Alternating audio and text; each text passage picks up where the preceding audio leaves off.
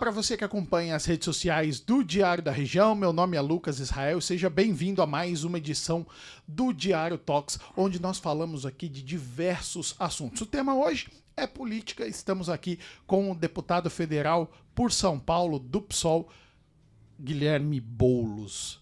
Boa tarde, deputado. É um prazer estar com você aqui mais uma vez aqui em Rio Preto. Boa tarde, Lucas. Prazer estar aqui com vocês no Diário da Região e visitando hoje Rio Preto a convite do meu amigo João Paulo Rilo. Maravilha.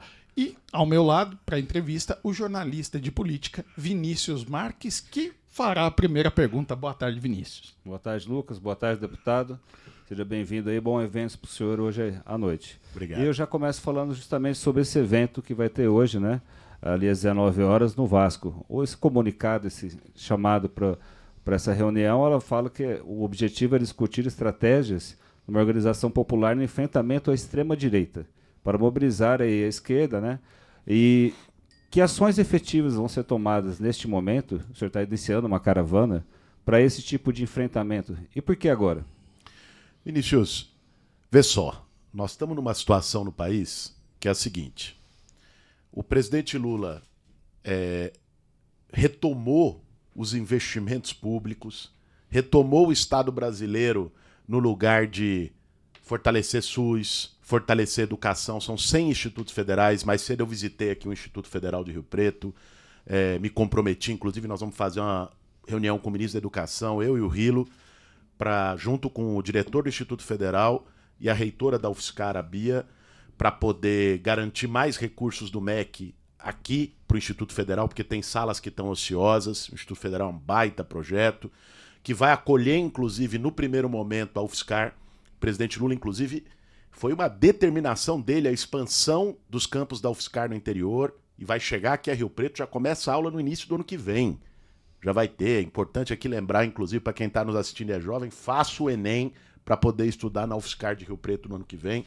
Então, foi retomado investimentos, foi retomada uma política pública voltada para o povo no país, mas, por outro lado, existe uma verdadeira guerra, e eu estou lá no Congresso e vejo isso todo dia, da extrema-direita, com fake news, como foi no caso do Pix, como foi agora no caso do INSS, atacando o governo, atacando a esquerda, vendendo ideias que não são verdadeiras. E por isso nós decidimos fazer um giro pelo Brasil. Estamos começando aqui hoje em Rio Preto. Esse mês eu vou para várias cidades do interior de São Paulo. E em julho e agosto nós vamos rodar 15 estados do Brasil para conversar com as pessoas, para passar o que realmente está acontecendo e organizar a militância, o campo progressista, para fazer uma contraofensiva. Porque não é possível. Eu desafio alguém a lembrar um investimento que o governo anterior do Bolsonaro fez aqui na cidade. Agora vão sair 200 casas do Minha Casa Minha Vida, que o governo Lula retomou. Vai sair a primeira universidade federal aqui na região, em Rio Preto, que é o campus da UFSCar. Né? Vai sair recursos do PAC para a saúde, não só aqui para a região, mas para várias cidades, independente de quem é o prefeito. O prefeito aqui não é apoiador do presidente. Então veja, se retomou política pública no Brasil e é importante dialogar isso com as pessoas. Essa é uma ação que está sendo feita nesse sentido agora para buscar um diálogo, para mostrar ações que o governo tem falhado de alguma maneira e não conseguir demonstrar uma agenda positiva nesse sentido, vamos dizer assim. E também com o enfrentamento que a esquerda tem e é visível no Congresso e em outros locais com relação à mobilização nas redes sociais. Né? Que é muito, a gente nota que é muito maior essa comunicação que existe, integração entre os apoiadores ali da direita do que existe na esquerda. Onde que está o erro do governo Lula nesse sentido? Vinícius, veja uma coisa, meu caro. Nós vivemos num tempo em que a rede social é a maior formadora de opinião do mundo. Antes da rede social, o Facebook se massificou em 2010, 2011. Foi a primeira grande rede social mundial. Antes das redes sociais, as pessoas tinham acesso à informação pela televisão e pelo jornal única e exclusivamente. A rede social, de um lado, ela democratizou a comunicação, o que é bom. Né? Então você não precisa ser jornalista, você não precisa ser dono de uma rede de TV para você colocar a sua opinião e ser ouvido. Por outro lado, o ambiente da rede social também se tornou um ambiente tóxico. Até por falta de regra, de organização, que é o que nós estamos tentando fazer e aprovar lá no Congresso com o PL da fake news há 2 anos, o ambiente da rede social se tornou propício para discurso de ódio. Tem comunidade neonazista se formando. Eu entrei no Ministério Público Federal contra uma rede chamada Discord, porque eles permitiam livremente na rede competições, desafios entre adolescentes. Eu tenho 2 filhas adolescentes que levavam a automutilação, que levou à morte. Ou seja, isso não pode, isso é crime. Mas eu vou chegar. Dentre isso, você tem algo que se tornou quase uma regra, que é espalhar mentira, fake news. Eu não diria para você que é um erro do governo Lula, porque esse é um problema que a esquerda tem enfrentado no mundo inteiro. Foi na eleição do Trump nos Estados Unidos, é na Europa, é em todas as eleições. A extrema-direita aprendeu a usar e a manejar o algoritmo das redes sociais mais rapidamente, com mais eficiência, e não tem nenhum tipo de pudor e de limite para botar mentira. E aí, isso também moldou a consciência social. Não dá pra gente pensar mais do ponto de vista tradicional. Eu vou te dar um exemplo, isso tem muito a ver com o giro que eu tô fazendo hoje aqui em Rio Preto, que vou fazer no país todo. Abra o seu celular. Você olha o feed do Instagram, de qualquer rede social. A extrema-direita tem o discurso ali, uma narrativa que é uma só. Então eles decidiram que essa semana vão acusar o Lula de ter roubado o velhinho no INSS. Você vai ver, vai estar o Bolsonaro, o Nicolas Ferreira, o vereador aqui de Rio Preto, o cara de Santa Catarina, todos eles na mesma narrativa. A esquerda tem uma maior dificuldade, tem tido, de colocar o mesmo discurso. Aí a pessoa que está lá vendo o celular no ônibus, em casa, em qualquer lugar, ela passa ali o feed dela, ela vai entender perfeitamente a mensagem que a extrema-direita está dando. E não vai sequer compreender a mensagem da esquerda, porque cada um está falando uma coisa. Então, unificar a narrativa para poder não só mostrar as realizações do governo Lula, mas também poder mostrar a hipocrisia daqueles que acusam. O Nicolas Ferreira adora gravar vídeo com fundo preto. Eu não vi ele gravar vídeo com fundo preto para falar do primo dele que foi preso com cocaína. Vocês viram? Ninguém viu. Para se pagar de moralista, de bom moço, e ficar falando mal, que a esquerda é droga, não sei o quê. Ele não disse um pio do primo dele que foi preso com cocaína lá em Minas Gerais e que ele mandou emenda parlamentar pro pai dele, que é prefeito da cidade. E na opinião do senhor, o que levou a esse, vamos dizer assim, essa pulverização maior da esquerda enquanto a direita se concentra mais? É só a questão das redes sociais, né, entendimento de capacidade de mobilização, ou tem questões internas no entendimento do senhor a serem resolvidas nesse sentido? Não, eu acho que o grande tema é a extrema-direita soube usar as redes sociais com maior rapidez e eficiência do que a esquerda. E isso, você pega o que foi as eleições nos Estados Unidos, você pega as eleições no mundo todo, você pega as eleições no Brasil. Mas isso não é suficiente. Porque o Bolsonaro tinha uma máquina digital, e ainda tem, violenta, está respondendo por isso na justiça, o que foi o gabinete do ódio, usou o Palácio do Planalto para isso, e perdeu a eleição mesmo assim. Porque não tem mentira que resolva um governo tão ruim como ele fez. Você pega, eu fui candidato a prefeito em São Paulo, vocês acompanharam ano passado, né? E inventaram a mentira de uso de droga.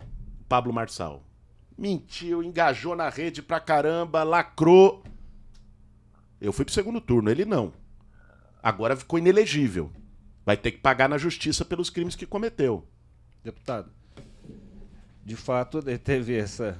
A campanha já na capital foi realmente tensa, e o Marçal foi um dos que estavam ali como uma figura que até se comentava que poderia até ir para o eventual segundo turno, e hoje já está com ações, respondendo ações, processos e condenações, inclusive na Justiça Eleitoral. Agora, deputado, Boulos, há um evidente desgaste no governo Lula nesse terceiro mandato. A gente viu a pesquisa divulgada, a Quest de desaprovação, 57% dos eleitores consultados, que é o pior índice desde o início do mandato, né? Dentro desse conjunto, que o senhor mencionou, é por causa disso também o efeito da pesquisa, porque o senhor citou a questão do INSS, e é inegável que também tem um desgaste no governo federal, a questão do IOF, o imposto. Essa iniciativa que o senhor está tendo aqui agora faz parte de um contexto desse também? E a que o senhor atribui essa desaprovação recorde neste mandato do presidente? Vamos citar duas coisas e chego na desaprovação. Taxa. A oposição vendeu uma ideia que a esquerda gosta de taxar, que o Lula gosta de taxar. O Lula mandou um projeto faz 2 meses para a Câmara dos Deputados para isentar de imposto de renda, quem ganha até R$5.000. Mais de 80% da população brasileira ganha até R$5.000. E vai pagar 0 de imposto de renda. E vai compensar isso fazendo com que quem ganha mais de 50 mil e que não pague imposto sobre lucro e dividendo, nada, pague 10%. O que a extrema-direita que acusa o Lula de querer taxar fez? Está contra o projeto. Essas coisas precisam ser ditas, gente. O INSS, que você mencionou também, Vinícius, o INSS, o esquema de ladruagem no INSS, de associação pilantra, como é que funcionava isso? Os caras iam lá, falsificavam assinaturas de aposentados, dizendo que, em tese, seriam associados e teriam topado um desconto de R$10, de R$15 na sua folha de pagamento, como se fosse um clube. Você é associado à associação, você vai tirar lá 15, você vai ter direito a serviço. Qual é o problema? As pessoas não eram associadas, não usufruíam de nada, porque a assinatura era falsificada. Isso começou em 2019. O presidente em 2019 era o Bolsonaro. O lobista que organizou todo o esquema, o famoso careca do INSS, deu dinheiro para a campanha do Bolsonaro. Uma das maiores associações pilantras que mais recebeu ajudou a campanha do Onyx Lorenzoni e do Oliveira. Os dois foram ministros da Previdência, do INSS, do governo Bolsonaro. Aí o Lula chega, manda investigar. A CGU investiga. Até investigar não tinha como fazer, você tinha que ter a prova. A investigação da CGU e com a Polícia Federal demora 1 ano e meio. Descobre o esquema. Aí o que vem os bolsonaristas e dizem? Foi o Lula que roubou os velhinhos. É muita cara de pau. Isso precisa ser desmascarado. É lógico que isso incide na popularidade. Porque boa parte das pessoas não tem acesso a isso que eu estou falando aqui. Tem acesso aos conteúdos que viralizam nas redes sociais a partir da extrema-direita. Há uma visão distorcida. Extrema-direita agora que eu não sei mais nem o que pensar. Porque diziam que eram patriotas, usavam a bandeira do Brasil, usavam a camisa da seleção. Agora a gente precisa saber quem vai ser o próximo a fugir do Brasil. O Eduardo Bolsonaro já está lá nos Estados Unidos, fingindo que está exilado no bem bom. Tomando vinho bom, comendo comida boa. Agora foi a Carla Zambelli, a pistoleira, que foi para lá também. Que patriota que é esse? Sabe, deputado, sobre essa mesma pesquisa, a gente existe um dado, né, dizendo que 57% aí dos entrevistados disseram que nem Lula nem Bolsonaro deveriam ser candidatos. A que o senhor atribui isso? É só uma questão de polarização, cansaço? É polarização, claro. Veja, o que a gente tem visto no mundo todo é uma polarização entre esquerda e extrema-direita. Nos últimos anos, no mundo todo. Aqui no Brasil, o Lula com a principal liderança da esquerda, o Bolsonaro com a principal liderança da direita. Nos Estados Unidos, o Trump com a principal liderança da direita e o candidato do Partido Democrata, qualquer que seja, que não é a esquerda exatamente, mas que faz a oposição à extrema-direita. Essa é a polarização que hoje está acontecendo no mundo. E todas as eleições, você tem um nível de rejeição muito alto, porque as pessoas já estão firmadas nas suas convicções. A polarização leva a isso, né? Leva as pessoas a, quem é de esquerda, quem é de direita, e não quer que outro. Então você vai ter um número grande de rejeição ao Lula pelos eleitores de direita e um número grande de rejeição ao Bolsonaro pelos eleitores de esquerda. Olha, no mundo todo você vai ver esse mesmo padrão de rejeições altas. E é por conta desse cenário e até dessa questão que o senhor falou, essa questão não chega para determinada parcela, mas de fato ela atinge nas pesquisas. Que está tendo, por exemplo, essa iniciativa aqui do senhor, do partido, do movimento de esquerda, de percorrer aqui o Estado. Quantas cidades o senhor pretende ir e de que maneiras levar isso para chegar às redes sociais, principalmente, claro, como o senhor disse, que é a maior dificuldade hoje da esquerda, e não só aqui, no mundo? Vinícius, o que nós vamos fazer? Eu vou até agosto para 15 estados do Brasil. Esse mês eu vou ficar no interior de São Paulo, para várias cidades do interior. João Paulo Rilo falou, vamos começar em Rio Preto. Estamos começando hoje esse giro aqui em Rio Preto, que vai até agosto para todas as cidades. Lógico, compatibilizando com a minha agenda parlamentar de trabalho. Terça, quarta e quinta tem sessão em Brasília. Então, estou em Brasília. Esse giro é feito em outras datas. Hoje, excepcionalmente, essa semana não teve sessão em Brasília da Câmara, porque está tendo o parlamento dos BRICS. Então, a Câmara está fechada para o parlamento dos BRICS. Mas todos os outros dias nós vamos fazer os giros às segundas, sextas e aos fins de semana. Qual é a ideia? É a gente dialogar com as pessoas do campo progressista, com a esquerda, porque hoje muita gente de esquerda está vendo essa situação e fica desmotivada. Fala, pô, é murro em ponta de faca. Está vendo e vendo, você vê a mentira vencer, você vê a sacanagem e a hipocrisia vencer, e às vezes se sentir impotente. Esse é um sentimento de milhões de pessoas que são progressistas no Brasil. E que vem o risco da extrema-direita voltar a governar o Brasil no ano que vem, com consequências trágicas. Então, a ideia é organizar o nosso campo político. É conversar com as pessoas e, por exemplo, montar brigadas de contra-ataque digital, né, em todas as cidades, em todas as capitais brasileiras, aqui no interior de São Paulo, né, para que a gente possa fazer essa unificação de narrativa que eu estava falando antes. Para que a gente possa todo mundo estar falando a mesma língua. E ao mesmo tempo organizar e botar o bloco na rua. Ano que vem nós vamos viver uma guerra, gente. Ano que vem nós vamos viver uma guerra. Você acha que mais no intensa processo que eleitoral. 2022? Eu não tenho a menor dúvida. Eu acho que o Bolsonaro vai estar preso, que as acusações contra ele no Supremo Tribunal Federal são muito graves. Muito graves. Tentativa de golpe de Estado? Eu vejo gente falando, pô, mas ele só tentou e não conseguiu, então não é crime. Se ele tivesse conseguido, aí que não era crime mesmo, porque ninguém ia julgar ele, porque ia estar numa ditadura no Brasil. Então, golpe de Estado você julga quando há tentativa. O crime de tentativa de golpe de Estado está previsto. É um dos crimes mais graves, porque é destroçar, botar nós já vivemos 21 anos de ditadura. O Brasil sabe o preço que isso tem. Então, eu acho que ele vai estar preso. E isso, logicamente, polariza mais.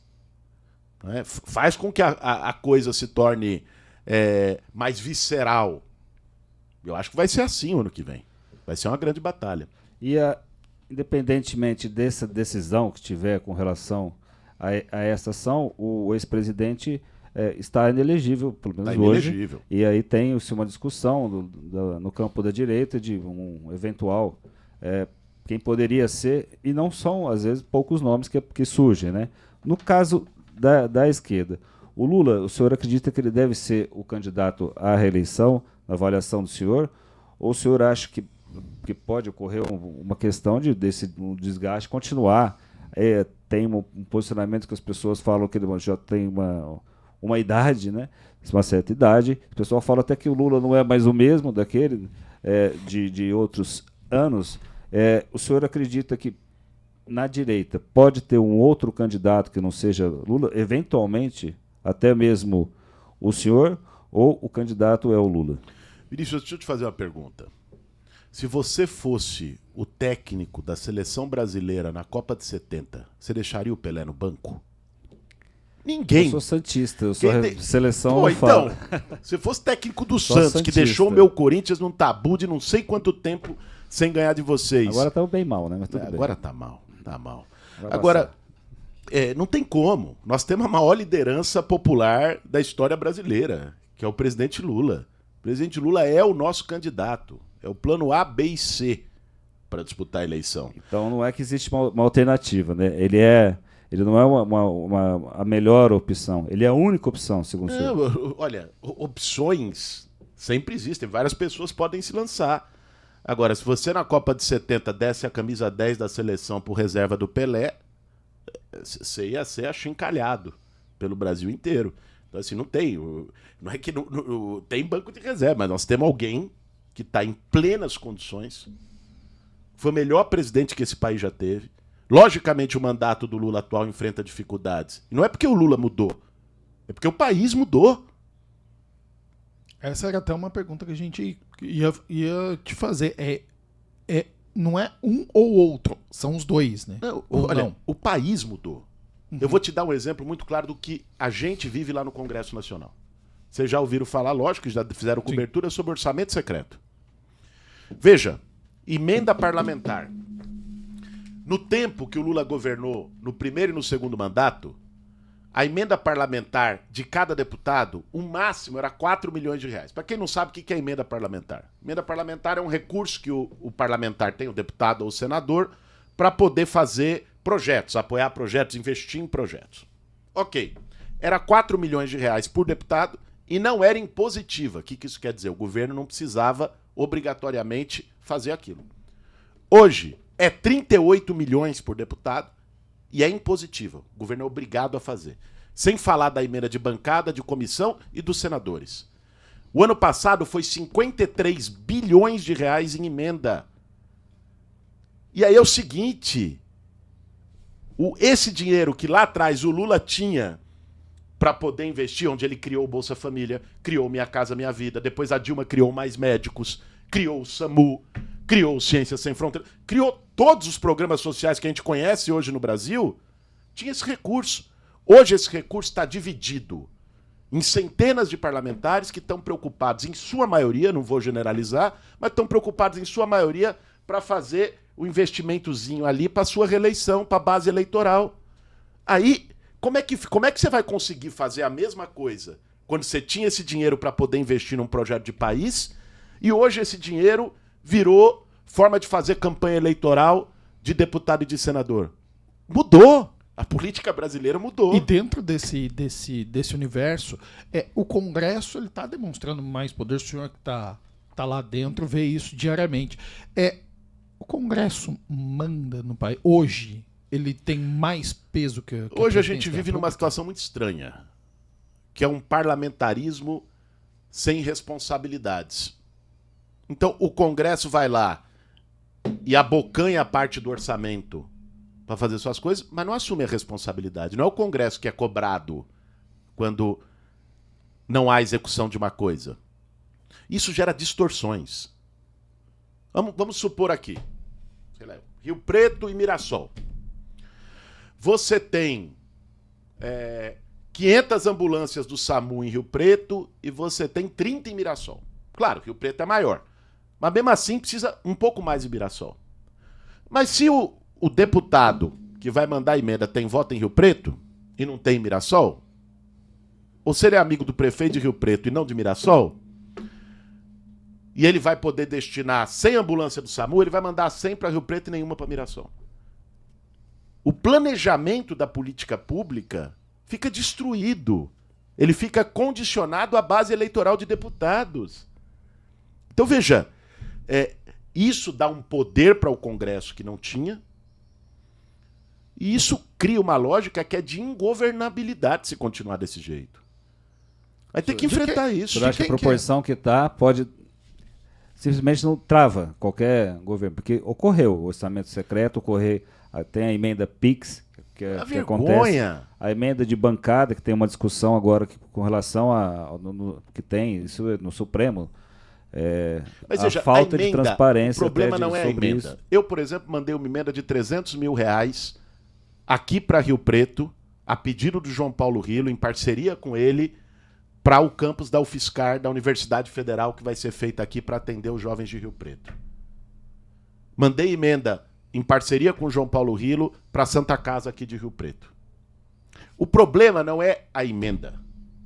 O problema é a emenda sem transparência, que é o orçamento secreto, que aí gera esquema, tá? É o cara que manda a emenda, e aí depois manda pro amigo, e depois faz um acordo e pega depois, né? O problema é a emenda desvinculada de planejamento de política pública, pensando em perspectiva eleitoral só, em base eleitoral, em curral eleitoral. E isso gerou uma distorção no Brasil.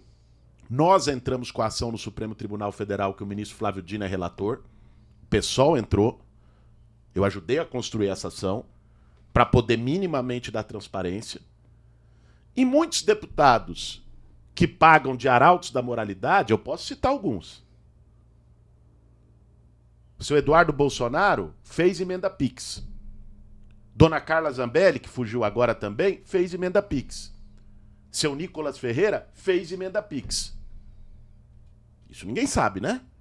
Isso não aparece no videozinho bonitinho. Fez. Vai lá. Busque no sistema, é público. No sistema da Câmara. A emenda Pix é uma que é mais direta. Ela não tem um detalhamento de projeto, né? Qual é o problema da emenda Pix? Mas não tem uma questão da total ilegalidade dessa emenda. Não tinha, tanto é que foi feita. Mas qual é o problema da emenda Pix? É você chegar e falar, ó, prefeito, eu vou mandar aqui 10 milhões para você. Você faz o que você quiser com ele. Essa é a emenda Pix. Por isso que chamava assim, porque era uma transferência direta. Meu caro, você faz o que quiser com ele? Como assim? É dinheiro público. Você precisa ter uma destinação, uma orientação. A emenda Pix foi a que ficou mais sujeita à corrupção. Você faz o que quiser, inclusive nada. Inclusive desviar e depois dar uma parte para quem mandou a emenda.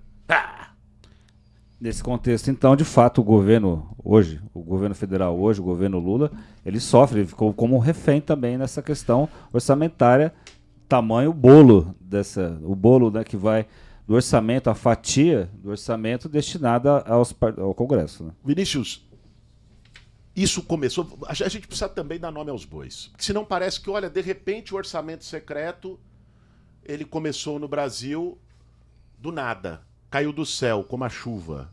Não, o orçamento secreto começou por um acordo entre o seu Jair Bolsonaro e o seu Arthur Lira. Tá?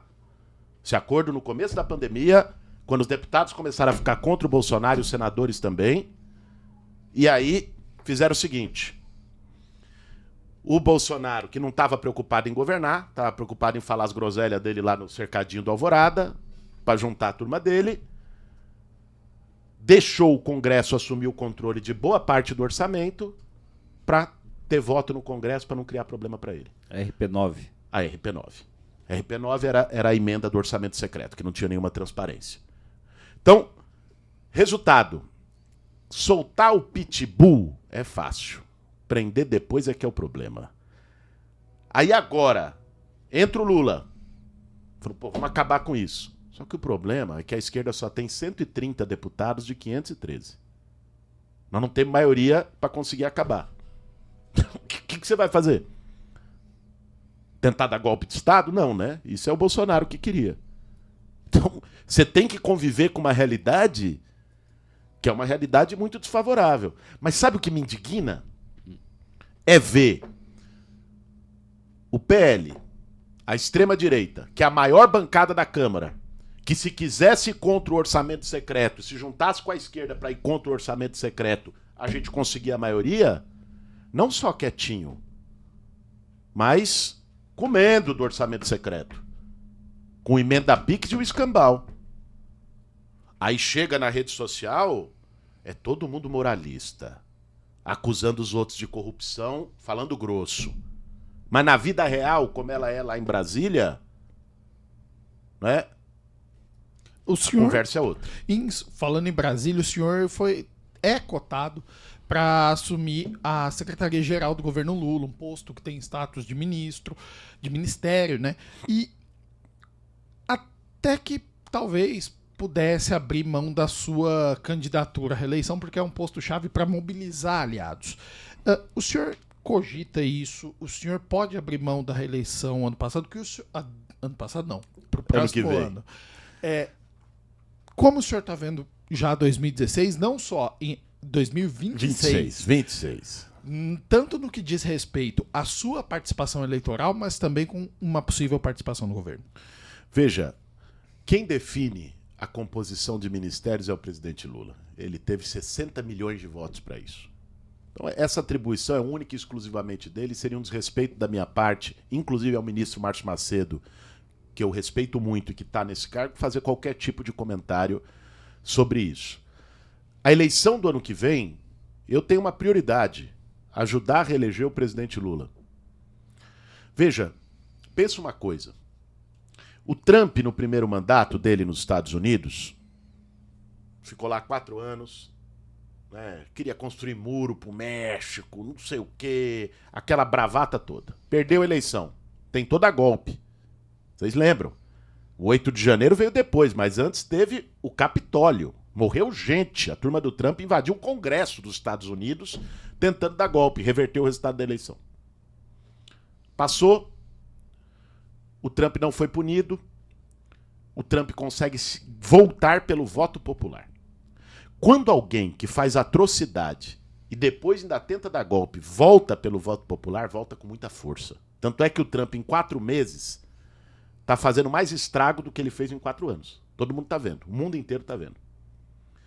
Então, o risco de uma vitória do fascismo, da extrema-direita ano que vem é muito grave para o Brasil. Muito grave. Isso não é briga política, não. Nós estamos falando de destruição. Destruição dos programas sociais. Volta de um governo que não tem sensibilidade com ninguém. Cara, você pode ser de esquerda ou de direita. Agora alguém debochar de alguém que está morrendo de Covid, simulando falta de ar, isso não é ser de direita, ser de esquerda, isso é ser desumano.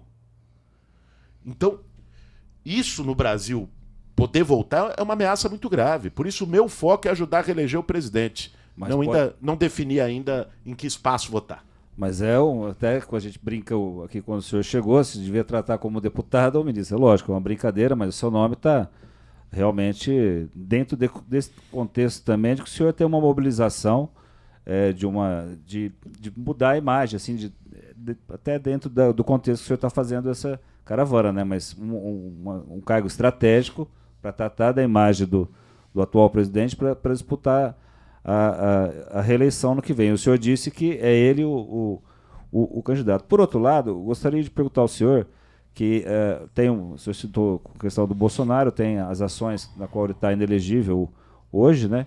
E queria perguntar ao senhor, para o lado da esquerda, verifica-se o que seria mais difícil. Quem seria um eventual candidato da direita que não Bolsonaro mais difícil? A gente viu uma entrevista recente do Eduardo Bolsonaro à Veja, embora esteja fora do país, ele falou que ele pode ser. A gente tem uma movimentação com relação a Michele Bolsonaro. Tarcísio é um nome que está sendo colocado ali, que mostra que ali há uma possibilidade, e mais de uma possibilidade, não sendo o ex-presidente Bolsonaro, dadas as ações todas que envolvem ele. Existe um nome, existe alguém que seria mais difícil na avaliação do senhor? Quem vier, nós vamos para cima para derrotar. Agora, 1 a 1, vamos ver, né? Pô, Eduardo Bolsonaro, primeiro ele precisa tomar vergonha e voltar para o Brasil. Já justificou o apelido de bananinha que ele tem. No primeiro ficava, o Xandão não sei o quê, vou botar cabo, soldado no Supremo. O primeiro gritinho do Xandão, ele... um cara desse quer ser presidente da República? Uma vergonha. Outra, Michele. O que a Michele já fez pelo Brasil? Qual é a contribuição da Michele Bolsonaro sobre o Brasil? O que ela pensa sobre economia? O que ela pensa sobre o SUS? Qual é o pensamento dela sobre educação pública? Uma recente pesquisa colocou o nome dela em ascensão. Não, pode né? colocar. Mas, enfim. O outro, Tarcísio. Pelo amor de Deus, gente. Olha o que o Tarcísio está fazendo no estado de São Paulo. Qual que é a grande realização do Tarcísio em 2 anos e meio? Privatizar a Sabesp. Olha o que aconteceu. Ele ficou 1 ano vendendo a ideia de que a conta ia baixar e a qualidade ia melhorar. 3 meses depois da privatização da Sabesp, a conta aumentou e a qualidade piorou. Qual é... que tem para oferecer? O cara que fica usando o bonezinho do Trump, agora o Trump taxando a indústria brasileira. São Paulo é o principal estado industrial brasileiro e ele é governador de São Paulo. Eu acho que é assim. E tem o nome cotado para ser, embora, né? Tem, mas eu tô te dizendo o que eu acho de cada um deles. Agora, quem quer governar o Brasil precisa gostar do Brasil, antes de qualquer outra coisa. Porque patriota que usa só o nome para lambebota de americano e do Donald Trump, isso já foi desmascarado. Dizem que são patriotas, né? Mas são cadelinha do Trump. Dizem que são patriotas, eu quero ver o que fizeram. Onde é que estavam esses patriotas quando o Bolsonaro queria entregar a Embraer para a Boeing norte-americana? Estavam tudo batendo palma. Empresa nacional. Entrega para o capital estrangeiro. Onde estavam esses patriotas quando o Bolsonaro vendeu a Eletrobras e quem arrematou boa parte das estações de transmissão foram chineses, empresas chinesas no setor estratégico do Brasil, que é a eletricidade. Estava tudo aplaudindo. Patriota o quê? Patriota só na hora de usar a camisa e a bandeira do Brasil. Né? Então vai ser uma disputa, quem for, o senhor disse, quem for vai ser nesse tom, assim, vai ser... o senhor está prevendo até uma guerra, né? Enfim. Não, guerra, obviamente, estou falando no sentido metafórico. Não, né? no sentido quente da discussão. Né? Questão. Sentido quente da discussão. Inclusive aqui em Rio Preto a gente tem como prefeito o Coronel Fábio Cândido, que é o bolsonarista, sempre disse aí que tem contato direto com o Eduardo Bolsonaro, representante do bolsonarismo, e o PL elegeu 16 prefeitos em cidades com mais de 200 mil eleitores, né, que têm a sua relevância no cenário eleitoral, evidentemente. Claro. Como é que se prepara para isso, para o próximo ano? Veja só, primeiro, o prefeito coronel aqui de Rio Preto, eu espero que ele tenha a hombridade de reconhecer os investimentos que o presidente Lula está fazendo na cidade. Espero que ele tenha. Quem é que está trazendo a Universidade Federal aqui para Rio Preto? Espero que ele reconheça. Quem é que está trazendo Minha Casa Minha Vida e construção de moradia para Rio Preto? Espero que ele coloque a cidade pela qual ele foi eleito democraticamente e que ele governe acima dos seus interesses partidários. E reconheça que o governo federal está trazendo melhorias para a cidade de Rio Preto. É isso que precisa se esperar. Num ambiente democrático é isso. Não é? Que precisa ter. É lógico que o PL tem hoje a maior bancada do Brasil no Congresso. Eu lido lá diariamente com isso. Olha, rapaz, você não sabe, viu? Porque ali no meu gabinete, o vizinho de um lado é o Zé Trovão, o vizinho do outro lado é o Osmar Terra. Então, assim... Terra, ali, trovão, vizinhança barulhenta. É barulhenta, é barulhento. O negócio é brabo. Mas dizer para vocês que isso é parte da democracia.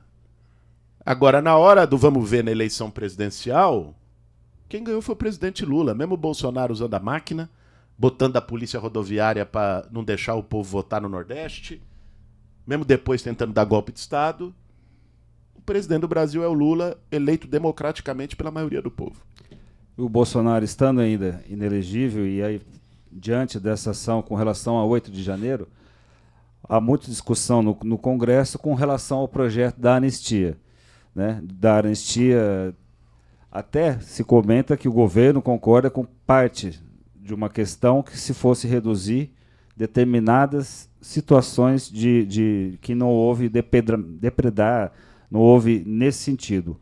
O que a gente viu que havia uma possibilidade dessa. O projeto original ele trata de uma anistia de uma forma restrita, desde antes. É para o Bolsonaro, é para anistiar o Bolsonaro. Desde antes de 8 de janeiro, inclusive. Né? E esse texto, ele não está parado. Ele está parado porque há um entendimento, que me parece, neste momento, de que se for para perdoar tudo, não passa. Então, se discute ali alguma possível redução, mas não uma anistia geral. O senhor vê clima, o senhor acredita que ainda mais tendo a maioria, né? Sendo o PL a maior bancada, o pessoal poderia ter uma maioria para formar para colocar para andar esse projeto, embora o presidente da Câmara tenha sido cobrado para isso. O senhor acredita que possa avançar um possível aí um projeto mais moderado, sem anistia total, porque há críticas de fato ao Supremo com relação a algumas penas? Veja só, o que é anistia? O que os bolsonaristas estão querendo? Anistia é perdão.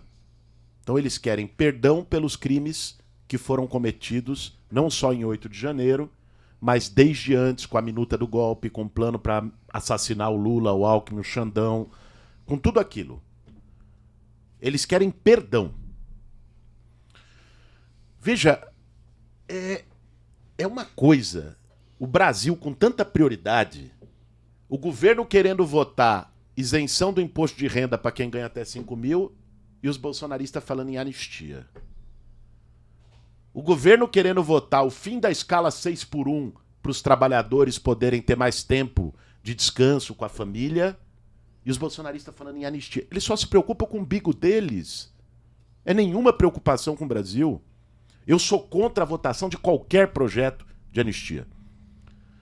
Cada um que assuma a responsabilidade pelos seus atos. Pior do que ser golpista é ser golpista e ser covarde. É ser golpista e depois fugir de responder por aquilo que fez. Esses são os piores. No momento, quantos desses deputados aí que ficam falando da anistia não estavam fazendo videozinho no 8 de janeiro falando é o poder, arminha com a mão, achando que é da SWAT, né? Quantos deles não estavam nessa... Todos eles. Valentão, cabe o soldado, não sei o que e tal. Aí agora, quando chegou a hora de responder pelo que fez, vai chorar no colo da mamãe pedindo anistia? Aqui não. Mas o senhor acha que o projeto avança ou não? Não tem clima nenhum para avançar. Hoje não tem clima nenhum, porque já teve momento, teve mais, né? Não, teve, mas não tem clima para avançar. A prioridade do Brasil é discutir anistia ou os projetos essenciais para o país? Sabe? O projeto está parado. O fim da escala 6x1, que vai beneficiar 60, 70 milhões de trabalhadores brasileiros, está parado porque os bolsonaristas trabalham para não votar. E nós vamos ficar discutindo anistia? E o governo não consegue mobilizar os deputados para essa pauta avançar. Qual é o problema? Eu vou te dizer qual é a relação de força na Câmara dos Deputados. Sim. Lá eu conheço bem. A esquerda tem 130, a direita bolsonarista, se somar todos ali, deve dar uns 150, e o resto é o centrão. Então, veja, existem pautas que você consegue, e aí, independente da ação do governo, ter força para avançar, e existem pautas que você tem um lobby muito forte do sistema para não avançar. Quando você enfrenta interesses. Fim da escala 6x1, uma parte importante do grande empresariado está contra. E uma parte importante desse grande empresariado financiou a campanha de muitos ali. Então também é uma dificuldade do governo conseguir nesse sentido, mas é lógico, né, que há dificuldade. Aí ninguém faz milagre. Ninguém faz milagre. A vida é dura. Só que isso passa por uma pressão da sociedade.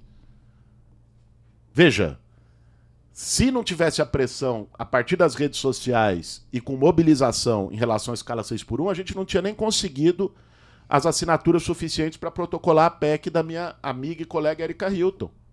Esse foi um projeto que apareceu aqui, se comentou muito que a esquerda movimentou de fato, ela virou a notícia, a pauta do dia, era as discussões em torno disso. Para finalizar aqui, né, Lucas? Finalizando, isso também faz parte um pouco da iniciativa que o senhor está tomando hoje, que é ter pautas que consigam avançar no sentido de atingir pessoas e mobilizações, em especial, o senhor diz, das redes, né? Vinícius, como diz Zeca Pagodinho, camarão que dorme a onda leva. Se a esquerda ficar paralisada num cenário, na defensiva, só respondendo ao que a direita ataca, né, você não consegue dar o tom da luta política. Então, mobilizar os nossos, animar os nossos, unificar um discurso dos nossos, é muito importante. Isso passa também por esse enraizamento. Sabe, aqui nós temos a principal representação da esquerda em Rio Preto, que é o vereador João Paulo Rilo, que trava o embate que vocês acompanham, eu acompanho também, na Câmara Municipal, faz esse enfrentamento com o bolsonarismo aqui em Rio Preto. Né? Nós temos essa capilaridade de vereadores, deputados, movimentos sociais no Brasil inteiro. Agora isso precisa ser ativado, mobilizado, unificado. Esse é o esforço que nós queremos fazer nesse giro. O vereador é agora que está... O pessoal comenta, brinca, que agora que ele está fazendo uma questão mais oposição, assim, que no começo o vereador está aí, teve algum vereador, acho que não foi do MDB, que chegou a chamar o vereador de líder do governo, né? Numa brincadeira que fizeram lá na Câmara. O que eu acompanho do Rilo é muita combatividade e combatividade consequente. O que significa isso? Combatividade consequente não é você só jogar para a plateia, só querer lacrar. Combatividade consequente é você ter firme os seus princípios e com eles até o fim. Se o prefeito, o governador fizer alguma coisa que seja boa, não é porque ele é de uma corrente política diferente da minha que eu vou negar. Você tem que ter capacidade de dialogar com todo mundo. Eu já dialoguei com o Tarcísio, já dialoguei com vários adversários políticos meus. Isso é parte da política. Eu estou lá no Congresso. Eu aprovei 3 projetos de lei, só no primeiro ano do meu mandato. Você acha que eu conseguiria fazer isso sem dialogar com quem pensa diferente? Política passa por dialogar com quem pensa diferente. Isso é um princípio democrático. Agora, mantendo os seus princípios sempre de pé, mantendo suas visões, sua combatividade, sem se render, sem se vender. Isso é o que me guia na política e é essa prática que eu vejo desde que eu conheci o Rilo como deputado estadual e hoje como vereador que eu vejo na trajetória dele sempre. Perfeito. Muito obrigado, deputado. Muito obrigado, Vinícius. E também obrigado a você que nos acompanhou em mais essa edição do Diário Talks. Se você quiser conferir essa e outras entrevistas em outras plataformas, nós estamos presentes nos melhores agregadores de podcasts. Muito obrigado e até a próxima.